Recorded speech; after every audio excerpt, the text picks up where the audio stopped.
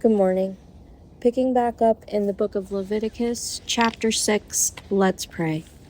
Teach us your way, O Lord, that we may walk in your truth.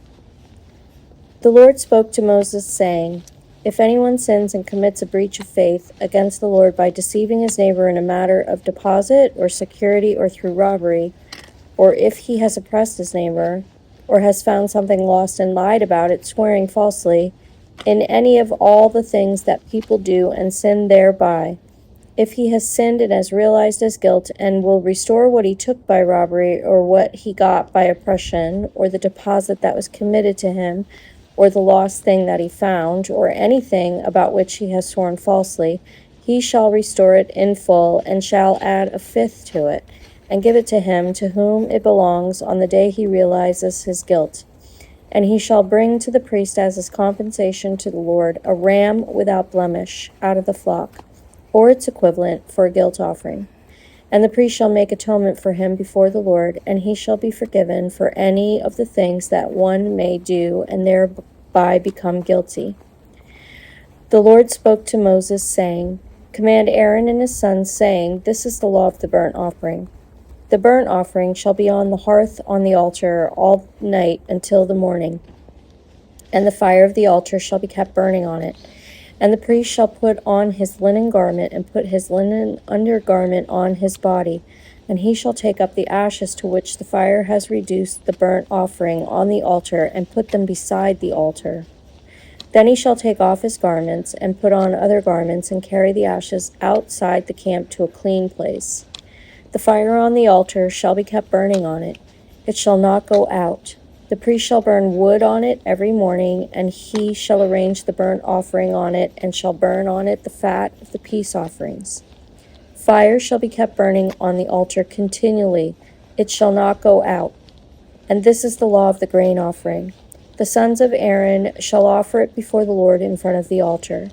And one shall take from it a handful of the fine flour of the grain offering, and its oil, and all the frankincense that is on the grain offering, and burn this as its memorial portion on the altar, a pleasing aroma to the Lord. And the rest of it Aaron and his sons shall eat. It shall be eaten unleavened in a holy place. In the court of the tent of meeting they shall eat it. It shall not be baked with leaven. I have given it as their portion of my food offerings. It is a thing most holy, like the sin offering and the guilt offering.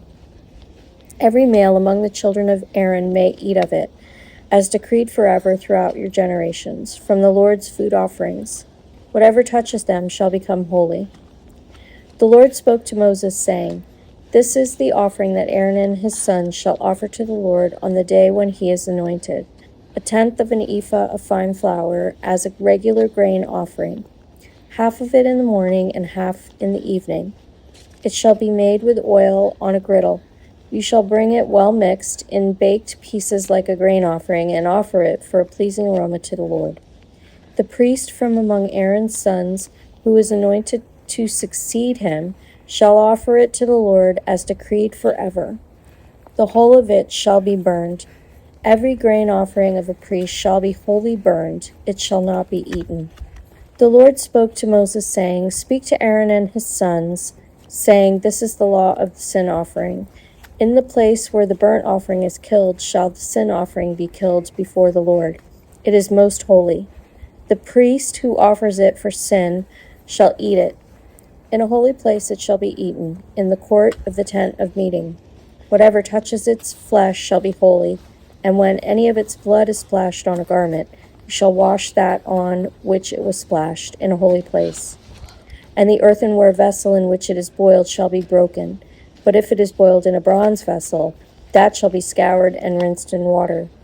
Every male among the priests may eat of it. It is most holy. But no sin offering shall be eaten from which any blood is brought into the tent of meeting to make atonement in the holy place. It shall be burned up with fire. May God bless the reading of his word.